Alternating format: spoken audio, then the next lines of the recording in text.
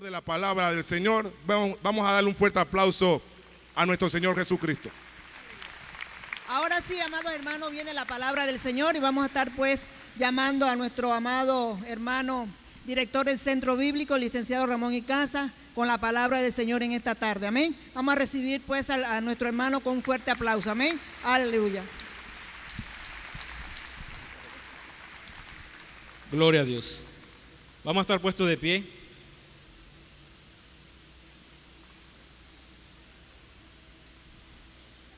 Y vamos a darle un fuerte aplauso al Espíritu Santo que está en este lugar. Y abra su boca y alaba a Dios.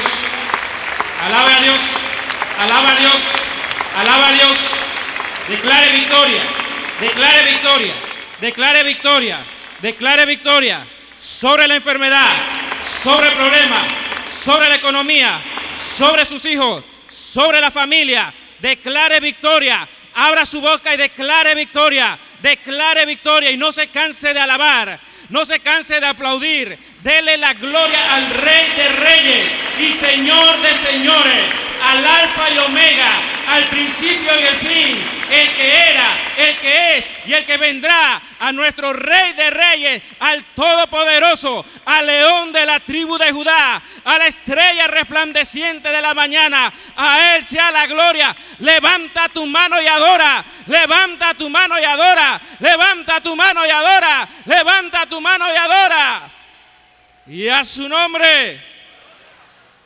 ¿Cuántos creen que hay victoria en el nombre de Jesús? Gloria a Dios. Vamos a estar abriendo nuestras Biblias en Gálatas capítulo 5. La epístola del apóstol Pablo a los Gálatas, capítulo 5.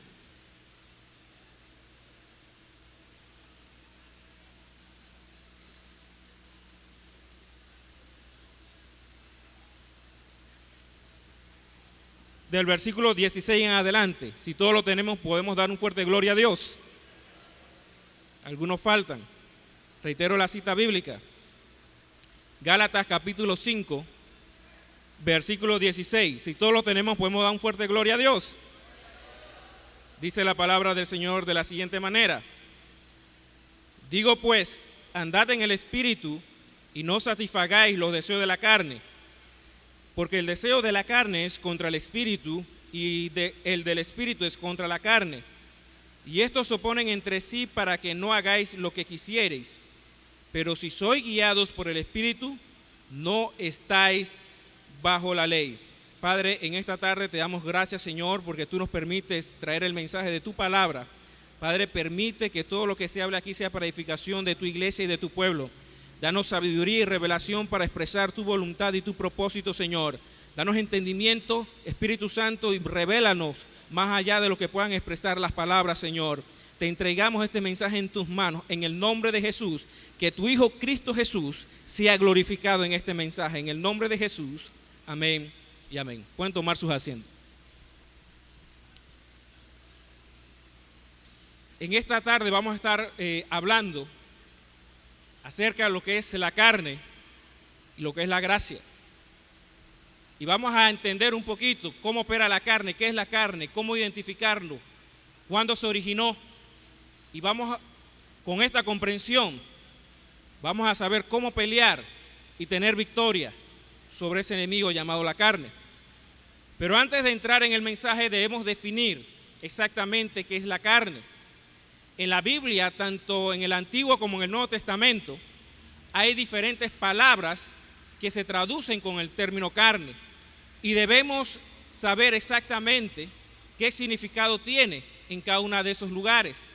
Porque no saberlo nos puede llevar a una interpretación incorrecta del texto bíblico, tanto en el Antiguo como en el Nuevo Testamento.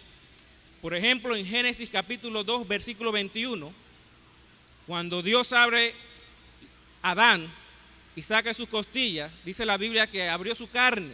Y más adelante dice Abraham, ahora la mujer, esto es carne de mi carne. En Apocalipsis 19, versículo 18, Dios declara que vengan todas las aves del cielo a comer carne de reyes, de poderosos, etc. En estos pasajes el término carne se refiere en su sentido literal al cuerpo físico, a los músculos, por decirlo así, en el sentido literal. Sin embargo, hay por lo menos otras dos definiciones de carne que debemos tener claras cuando estudiamos la palabra. La segunda la vemos en Génesis capítulo 6, versículo 17, donde Dios se refiere a todos los animales y a todo el género humano. Específicamente ese término carne se refiere a la humanidad. Y vemos también, por ejemplo, en Romanos 1, versículo 3, dice que Jesucristo venía según la carne del linaje de David. Y en Hebreos capítulo 2, versículo 14 nos dice que Jesucristo vino en carne, participó de carne. En estos pasajes, el término carne se refiere a la naturaleza humana, al ser humano, a la humanidad, con todo lo que incluye las limitaciones del ser humano. No se refiere ni al cuerpo físico, ni tampoco se refiere a algo negativo o pecaminoso, sino simplemente al ser humano como individuo, como persona, y al ser humano en general con sus virtudes y sus debilidades. Y el tercer significado, que es el que vamos a analizar en esta tarde, se refiere ya específicamente a esa naturaleza pecaminosa que es contraria a Dios y que se opone a Dios. Romanos 8, versículo 6 al 8 nos dice que la carne se opone a Dios, no se sujeta a la ley de Dios ni tampoco puede. En Gálatas 5, 17 nos habla de los frutos de la carne que son contrarios a Dios. Y es en este significado es que vamos a desarrollar el mensaje en esta tarde.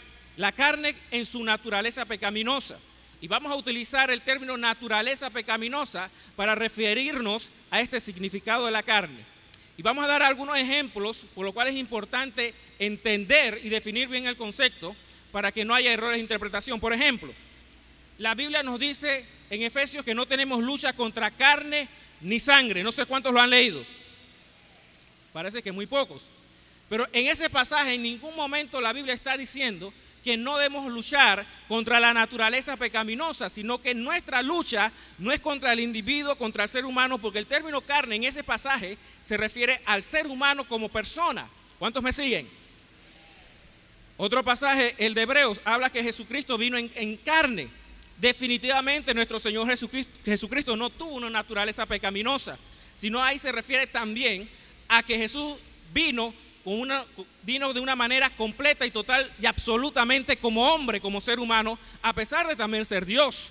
Estaba en él completa y absolutamente la naturaleza humana. Y es importante distinguir estos pasajes. La pregunta es, esta naturaleza pecaminosa, ¿dónde se origina? ¿Creó Dios esta naturaleza pecaminosa que está en nosotros? Porque cada uno de nosotros la posee. Dice la Biblia que Dios es creador de todo. ¿Creó Dios esta naturaleza pecaminosa? ¿Cuál es su origen? ¿Dónde nace? ¿Cómo llega a formar parte del ser humano? La respuesta la vemos en Génesis. La Biblia habla de la caída del hombre. El hombre, cuando Dios lo creó, dice la Biblia que Dios lo creó. ¿Cómo Dios creó al hombre? A ver si alguien me ayuda. A su imagen y semejanza. A imagen de semejanza los creó, varón y hembra los creó, dice la Biblia. Y la imagen de Dios y la semejanza de Dios es perfecta, es santa, es pura. Dios creó un hombre con la misma semejanza de él, puro, perfecto, santo, bondadoso, justo. El hombre, en ese momento, la mujer es engañada por la serpiente y la mujer da de comer al hombre y el hombre come. Y por la desobediencia del hombre, dice la Biblia, entra el pecado de la humanidad. En ese momento la Biblia dice que el hombre es un ser caído. Se degenera, deja de ser lo que era originalmente, porque entra el pecado de la humanidad. En ese momento aparece en el ser humano esa naturaleza pecaminosa. Dios no creó esa naturaleza pecaminosa llamada carne. Es una consecuencia de la desobediencia del hombre en el huerto del Edén. Por ende, la naturaleza pecaminosa que está en cada uno de nosotros es una anormalidad en el hombre. ¿Cuántos me siguen? ¿Cuál es la normalidad del hombre? Dios creó al hombre a su imagen y semejanza. Esa es la forma que Dios creó el hombre. Cualquier cosa que sea diferente a eso es una anormalidad. Y si me permite la expresión, en ese sentido todos somos anormales. Porque tenemos en nosotros algo que Dios no creó, algo que no existía en el momento de que Dios creó al hombre. Es algo totalmente ajeno a la naturaleza que Dios puso en el hombre. Por tal motivo, esta naturaleza pecaminosa no entra en la regeneración del hombre, ni tampoco va a heredar los cielos nuevos, ni la tierra nueva, ni va a estar en la gloria, porque es contraria, porque no pertenece a Dios. Dios no creó esa naturaleza pecaminosa. Es una consecuencia del pecado, y es importante que entendamos y aceptemos esto, porque inconscientemente muchos de nosotros decimos: pero es normal de humanos, pero es normal que haga esto, porque yo soy débil, soy humano. No acepte esa mentira. La Biblia dice que Dios nos ha dado una nueva vida, y en esa nueva vida está nuevamente Dios trabajando para volvernos a la normalidad de Dios.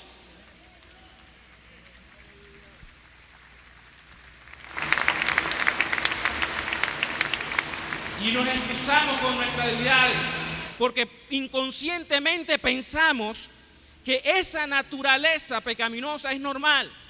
Y lo primero que debemos es entender que esa naturaleza pecaminosa no es normal en el ser humano. En este periodo de tiempo entre la caída del hombre y la venida gloriosa de nuestro Señor Jesucristo, vamos a tener lucha con esta cosa que está en nosotros, pero que no fue creada con nosotros. ¿Cuántos me siguen? Por tal motivo debemos rechazarla y entenderla como un enemigo.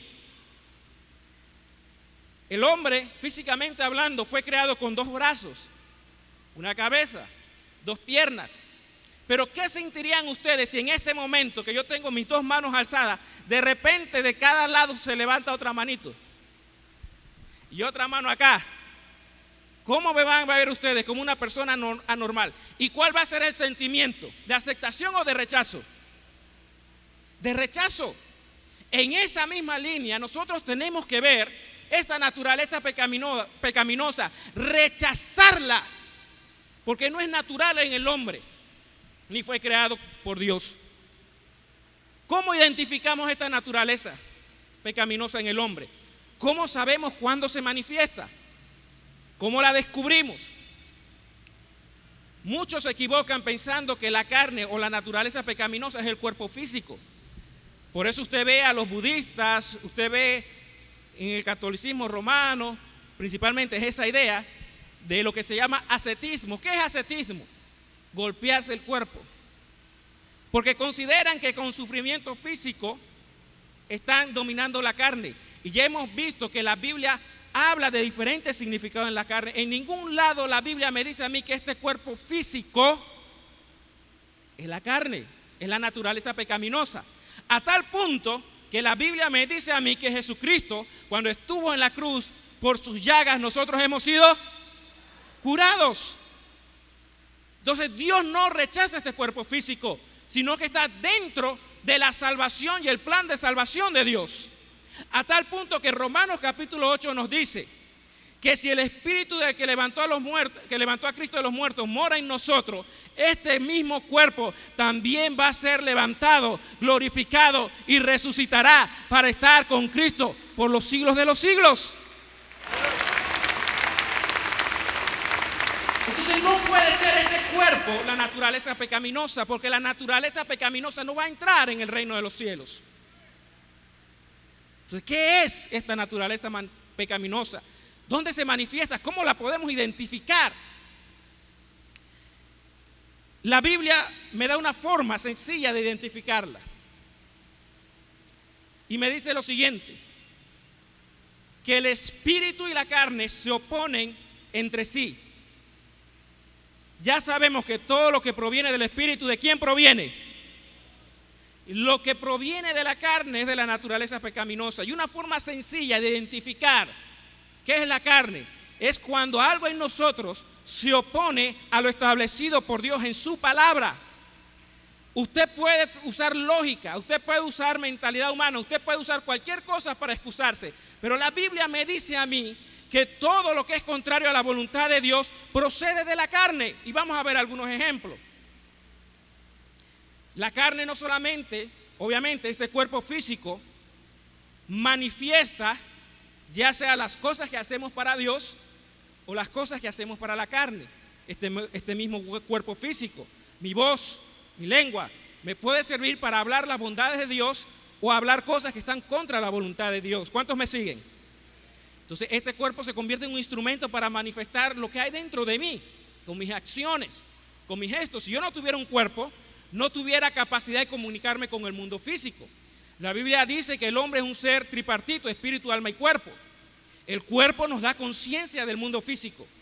Si yo no tuviera un cuerpo, usted no me podría ver. Yo no tuviera conciencia del mundo material, no pudiera tocar estas cosas. El alma me da conciencia de lo que yo soy, el individuo. Ahí es donde están las emociones, la voluntad y la mente. Las emociones con sus deseos, sus sentimientos, etcétera. Está en el alma. Nos da conciencia de lo que soy. Y el espíritu del hombre nos da conciencia con el mundo espiritual. Es a través del espíritu del hombre que el Espíritu Santo se revela al hombre, y así de una forma negativa también con los espíritus demoníacos, cuando hay santería, cuando hay adivinación, cuando hay estos poderes sobrenaturales. ¿Cómo identificamos entonces la carne? Cualquier área del ser humano que se manifieste contraria a la voluntad de Dios es la carne. Por ejemplo, yo les digo a los alumnos de doctrina del centro bíblico que ninguno de los que estamos aquí presentes podemos decir que enamorarse es un mal sentimiento. ¿Cuántos concuerdan? ¿Cuántos creen que enamorarse es un mal sentimiento? ¿Cuántos consideran que enamorarse es un buen sentimiento? Enamorarse es un buen sentimiento, amor, la Biblia dice que hay que amar, etc. Pero ¿qué dice la Biblia? No os unáis en yugo desigual con los incrédulos. Ese sentimiento que parece bueno de estar enamorado, si es contrario a la palabra, ¿de dónde viene? Del espíritu de la carne. Pero es un sentimiento bueno, razonarán algunos. Pero proviene de la carne, ¿por qué? Porque es contrario a lo establecido en la palabra. Yo detecto que es de la carne si conozco la palabra. Por eso la importancia de estudiar la palabra de Dios, porque cualquier pensamiento, por más lógico que sea, cualquier idea que sea que yo tenga en mi mente, cualquier sentimiento, deseo, voluntad, por muy humano que parezca, si es contrario a la palabra, la Biblia me dice que es obra de la carne. Yo puedo razonar, esta persona me hizo mal, y yo como humano me puedo enojar, me puedo poner bravo y no lo perdono. Yo puedo usar todo el razonamiento lógico humano, pero la Biblia me dice a mí que si guardo rencor, estoy sembrando en la carne. Yo puedo hacer como Datán, Coré y Abirán, que usaron la palabra, dijeron todos somos santos, todos somos iguales en Dios, y se rebelaron contra Moisés. Usaron un pensamiento, inclusive una verdad bíblica, pero esa verdad que usaron estaba contra la palabra, porque Dios había puesto a Moisés por cabeza e intentaron usurpar el puesto de Moisés. Parecía lógico, parecía verdad, inclusive utilizaron algo de Dios, pero era de la carne, porque era contrario al propósito que Dios había puesto en ese momento. Y al que Dios había puesto era Moisés, no era Datán, ni Coré, ni Abirán.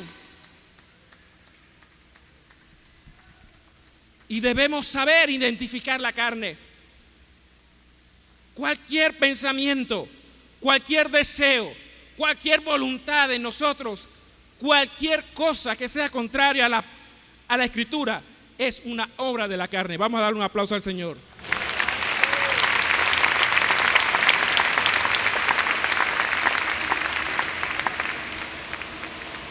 Dios considera la carne total y absolutamente corrupta, porque no pertenece a Dios, no fue creada por Dios. ¿Qué hace Dios cuando el hombre es regenerado? ¿Qué hace Dios cuando el hombre es salvo? ¿Qué ocurre con esa naturaleza pecaminosa que ya hemos visto que es anormal, que ya hemos visto que no pertenece al hombre, hemos visto que es contraria a Dios y que está en nosotros hasta que Cristo venga o muramos, lo que ocurra primero? En la salvación, Dios hace algo poderoso por su gracia y nos libera de ese poder de la carne y del pecado. En el momento que uno nace de nuevo, dice la Biblia que el poder libertador de Jesucristo es tan fuerte, tan poderoso, que el hombre es librado del control de esa naturaleza pecaminosa y del poder del pecado. Si usted analiza bien la Biblia, usted notará algo, que la Biblia se utilizan dos términos para utilizar la palabra pecado: pecado en singular y pecado en plural. Cuando la Biblia habla de pecado en singular, se está refiriendo a un poder que esclaviza y que reina en el hombre y que lo esclaviza. Cuando habla de pecados en plural, se está hablando de los frutos, las obras pecaminosas, y esa distinción es importante verla cuando estudiamos la palabra. Y ese pecado, dice el apóstol Pablo en Romanos 7, que esto es en mí, yo sé que en mí esto es mi carne, no mora bien. El poder del pecado mora en esta naturaleza pecaminosa. ¿Cuántos me siguen? Y es ahí donde habita ese poder del pecado. Pero la Biblia dice que cuando nacemos de nuevo, Cristo nos liberta del poder del pecado. Por eso cuando una persona nace de nuevo, no hace absolutamente nada, e inmediatamente el poder de Dios lo libera de la borrachera, lo libera de la fornicación, lo libera de la droga, lo libera de la mentira, lo libera de la inmundicia, lo libera del rencor. En el momento que uno nace de nuevo, el poder y la gracia de Dios es tan poderosa que te liberta de ese poder del pecado y de esa naturaleza pecaminosa. Muchos creen en el mundo que van a venir a Cristo cuando sean mejores. Usted nunca va a poder ser mejor. Muchos quieren venir a Cristo cuando se sientan cómodos. Pero déjeme decirte en esta tarde que solamente tienes que venir a Jesús, creer en el sacrificio de Cristo, y la gracia poderosa de Dios te va a libertar de ese poder del pecado y de ese poder de la maldad que hay en tu vida. Amén. Vamos a leer dos pasajes. Vamos a Gálatas capítulo 5 a ver qué ocurre. ¿Qué ocurre cuando Dios salva al ser humano? Gálatas capítulo 5. Y yo quiero que todos los leamos juntos. Voy a esperar que todos tengamos Gálatas capítulo 5. Hoy es escuela dominical, así que muchos de ustedes tienen plumas, pueden anotar. Por eso es que he ido un poquito más rápido en los versículos. Gálatas capítulo 5, versículo 24. ¿Lo tenemos? ¿Qué dice la Biblia? A ver si me ayudan. Dice: pero los que son de Cristo, ¿qué dice? Han crucificado. Ese verbo, ¿en qué tiempo está? A ver, alguien que me ayude. Dígame usted, vea, léalo bien, léalo bien. Los que son de Cristo, ¿qué dice? Han. No dice están o estarán. ¿Qué dice? Han crucificado. El término del verbo es pasado. Significa que ¿cuántos están en Cristo? Dice aquí los más. Pero los que son de Cristo han crucificado. ¿Qué cosa? La carne con sus pasiones y deseos. En el momento que Dios nos salva, el poder de Dios, y que nos entramos en Cristo por la fe, dice la Biblia, no lo digo yo, léalo, ¿qué dice ahí? Los que somos de Cristo hemos crucificado, ¿qué cosa? La carne con sus pasiones y deseos. No me interesa, ni a Dios le interesa cuál es su experiencia. Su experiencia está equivocada. La Biblia dice aquí que los que son de Cristo han crucificado la carne con sus pasiones y sus deseos. No importa su experiencia. Aquí lo que dice la verdad es la palabra de Dios. No es su experiencia la que dice que es la verdad. Es la palabra de Dios lo que nos dice que es la verdad. Y esta palabra me dice a mí que usted y yo que estamos en Cristo hemos crucificado la carne con sus pasiones y sus deseos. Dale ese aplauso, déselo fuerte. La Biblia dice que el pecado no se enseñoreará más de vosotros porque no estáis bajo la ley, sino bajo la gracia. Según esta Biblia y su Biblia, me dice a mí que el poder de la carne y el pecado no va a estar sobre usted ni sobre mí, porque el sacrificio y la gracia de Dios es tan completa que ya ha vencido el poder de la carne y del pecado en su vida y en mi vida. Usted no tiene que sentir eso. Cuando usted vino al Evangelio, usted no hizo ninguna obra para ser salvo. Lo único que usted hizo fue creerle a Jesús y entregarle su vida a Jesús. Y la gracia de Dios vino y lo transformó. Así en este momento, usted no es que tiene que hacer una obra para vencer esa carne o ese poder del pecado. Ya han sido vencidos en la cruz del Calvario. Y los que estamos en Cristo hemos crucificado la carne con sus pasiones y sus deseos. Simplemente créalo. Romanos capítulo 6.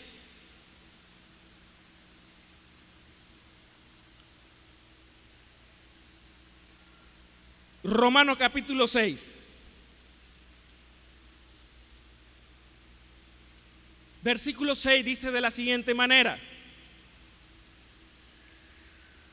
Romanos 6, versículo 6. ¿Cómo inicia el pasaje? Sabiendo. ¿Quiénes son los que estamos sabiendo? Nosotros, la iglesia. Sabiendo la iglesia, ¿qué cosa? Sabiendo esto, que nuestro viejo hombre, ¿qué? ¿En qué tiempo está? Pasado, fue crucificado juntamente con él, con Cristo. ¿Para qué? ¿Con qué objetivo? ¿Con qué propósito? Para que el cuerpo de pecado sea destruido, a fin de que no sirvamos más al pecado. O sea, en el momento de la salvación, el poder de Dios es tan grande que te libra del poder de la carne y del pecado, de esa naturaleza pecaminosa. En este momento quizás muchos de ustedes harán la pregunta: si Cristo, conforme a estos pasajes, me ha librado de ese poder, si la Biblia dice ahí que ya he crucificado la carne con sus pasiones y deseos, si la Biblia me dice a mí ahí que el viejo hombre fue crucificado para que ya no reine el pecado, ¿por qué sigo yo teniendo estos problemas? Esa es la pregunta. Ninguno de estos pasajes dice que la naturaleza pecaminosa ha dejado de existir en el hombre. ¿Cuántos me siguen? No dice que esa naturaleza pecaminosa quedó inexistente o deja de existir. Lo que dice es que me ha liberado de ese poder. Pero esa naturaleza pecaminosa sigue ahí. Ha perdido su poder, ha perdido su eficacia, ha perdido su dominio por la gracia de Dios, pero sigue en el hombre existiendo. El error de muchos es pensar que en Cristo ha sido extirpada o erradicada esa naturaleza pecaminosa. Y la Biblia no me enseña a mí eso. La Biblia me está enseñando es que soy libre de ese poder. Pero la misma Biblia me dice a mí que el que siembra de la carne,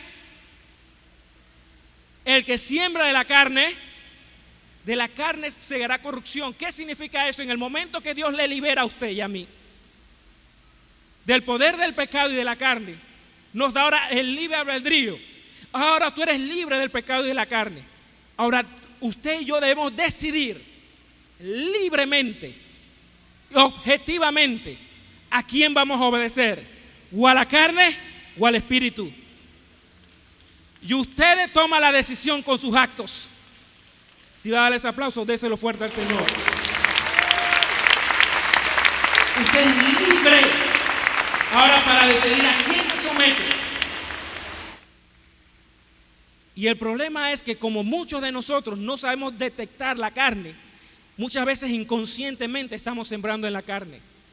Y yo tendría que tomar otro mensaje completo para explicarle cosas que parecen humanas, naturales, buenas, pero que si las hacemos estamos sembrando en la carne. Inclusive muchas veces podemos hacer la obra de Dios y estamos sembrando en la carne. Y no nos damos cuenta. Pero tarde o temprano dice la Biblia: no os engañéis, Dios no puede ser burlado. Todo lo que el hombre sembrare, eso también segará. Usted puede sembrar y no pasa nada hoy. Usted puede sembrar un año y no pasa nada en un año. Pero tarde o temprano el fruto va a venir. Porque el fruto no se evidencia inmediatamente. Toma un proceso y crece y se manifiesta. Hay quienes quieren sin darse cuenta, siembran en la carne. Si Dios me dice a mí, Ramón, si Dios no me ha llamado a mí a ser cantante ni músico, ¿por qué yo voy a meterme en la banda? pero yo quiero meterme en la banda porque quiero adorar a Dios, pero Dios no me ha llamado a eso. Estoy sembrando en la carne porque estoy fuera de la voluntad de Dios.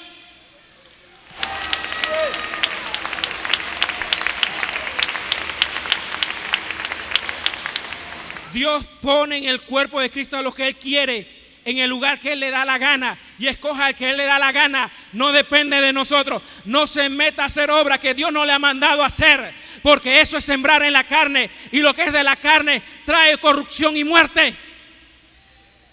Por eso hay obras que no crecen, por eso hay obras que no se desarrollan, por eso es que hay ministerios que no llegan a tener lo que Dios tiene para su vida, porque se están adelantando en el tiempo de Dios, o porque están en el lugar que Dios no le ha puesto. Usted no puede iniciar un ministerio si Dios no lo ha llamado a iniciar ese ministerio.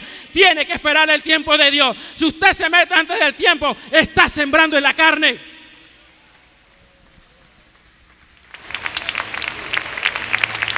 Todo lo que sea contrario al propósito y la voluntad de Dios, aunque usted use la lógica y quiera usar la palabra, si no es conforme a lo que Dios ha determinado para su vida, es sembrar en la carne. Por eso muchos comienzan a ayunar, comienzan a orar, y yo sé que a muchos les ha pasado que mientras más ayunan, mientras más oran, pareciera que la carne se levanta más. Es porque en la dirección que te estás moviendo no es la voluntad de Dios, y lo que siembras en la carne vas a cegar corrupción. Pero el que siembra en el Espíritu, dice la Biblia, será vida eterna y paz. Y paz. La naturaleza pecaminosa yo la comparo como el virus del SIDA. El hombre peca y entra este virus del SIDA. Y está en el hombre, está ahí. Hay algunas medicinas que lo controlan, pero todavía no hay una cura. Controlan, usted toma los medicamentos, una persona con SIDA, y se controla y puede vivir controlando la enfermedad. De igual manera, el hombre tiene una naturaleza pecaminosa, anormal, que no es lo que Dios quería para nosotros. Es un SIDA que entró por el pecado del hombre en el huerto del Edén, que está en nosotros. Pero la Biblia me dice a mí que hay un antídoto para este SIDA espiritual, para bajarlo y que quede inoperante. Y ese antídoto, la Biblia nos dice en Romanos 8, mas si por el Espíritu hacéis morir las obras de la carne, viviréis. Es el Espíritu Santo el que te da el poder para vencer las obras de la carne. Comienza a sembrar en el Espíritu, apropiándote de la gracia de Dios, y vas a experimentar la vida en abundancia que Dios te ha dado. Porque no puede haber una iglesia que no experimente la vida en abundancia. Qué triste un cristiano que no tiene los ríos de agua viva y esa vida en abundancia que Dios da, cuando la Biblia me dice a mí que somos más que vencedores en Cristo Jesús.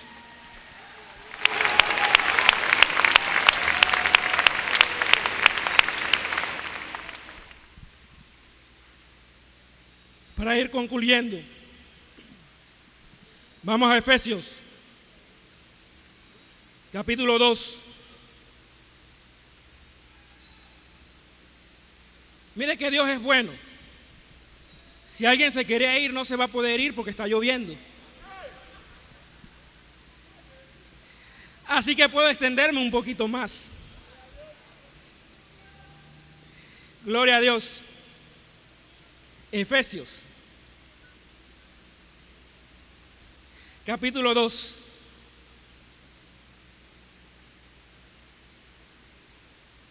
Leemos de la siguiente manera. Vamos a leer del versículo 1 para tener la idea completa. Hablando de Dios el Padre, dice: y Él, Dios el Padre, os dio vida a vosotros cuando estabais muertos en vuestros delitos y pecados, en los cuales anduvisteis en otro tiempo, siguiendo la corriente de este mundo, conforme al príncipe de la potestad del aire, el espíritu que ahora opera en los hijos de desobediencia, entre los cuales también todos nosotros vivimos en otro tiempo, en los deseos de nuestra carne, haciendo la voluntad de la carne y de los pensamientos, y éramos por naturaleza hijos de la ira, lo mismo que los demás. Pero mire qué dice el versículo 4. Pero Dios, que es rico en misericordia, por su gran amor con que nos amó, aun estando nosotros muertos en pecado, ¿qué dice? ¿Qué dice? Nos dio vida juntamente con Cristo. Primero nos dio vida, y mira lo que dice entre paréntesis: por gracia sois salvos. En segundo lugar, ¿qué dice? Versículo 6: y juntamente con Él, juntamente con Cristo, ¿qué dice? Nos resucitó. Y en tercer lugar, ¿qué dice? Y asimismo nos hizo sentar en lugares celestiales con Cristo. Tres cosas. Por gracia sois salvos. No hay nada que podamos hacer para ser aceptos delante de Dios. ¿Cuántos me siguen? No hay nada que usted pueda hacer para que Dios lo ame más. No hay nada que usted pueda hacer para que Dios lo acepte más. No, porque usted ayune más, Dios no lo va a amar más y lo va a aceptar más. Porque usted ore más, Dios no lo va a amar más y lo va a aceptar más. Porque Dios lo acepta no por las obras suyas. Dios lo acepta a usted y lo ama por la obra salvífica de Cristo Jesús. Por la gracia de Dios en nuestra vida. Y nos ha colocado, nos ha dado vida y nos ha resucitado con Cristo. Y nos ha colocado en los lugares celestiales juntamente con Él. Esa posición es insuperable. No hay nada que pueda mejorar la posición que ya tenemos en Cristo Jesús. Y nosotros, desde el que nace hoy hasta el que tenga 50 años de evangelio, tiene la misma posición en Cristo Jesús. No hay nada que usted pueda hacer para mejorar lo que Cristo ya ha hecho por usted y por mí en la cruz.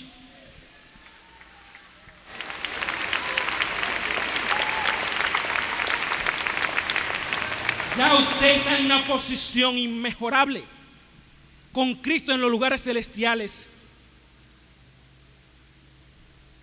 La ley, que era antes de la gracia, decía: si haces, serás. Si guardas estos mandamientos, serás justificado. Pero la gracia no hace eso. La gracia, viene la salvación no por nuestros méritos, sino por los méritos de Cristo. Y esa gracia es tan abundante que nos cambia, nos transforma, nos levanta. Y nosotros hacemos no para ser alguien en Dios, nosotros hacemos porque ya somos alguien en Dios.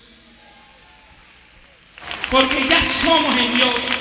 La gracia más grande no es ser apóstol. La gracia más grande no es ser pastor. La gracia más grande no es ser diácono. La gracia más grande no es ser maestro. La gracia más grande no es ser predicador. La gracia más grande es ser hijo de Dios.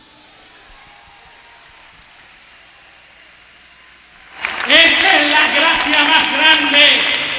Y esa es razón suficiente para cantar, para saltar, para reírse, para alabar a Dios. No hay cosa más grande que ser llamado hijo de Dios.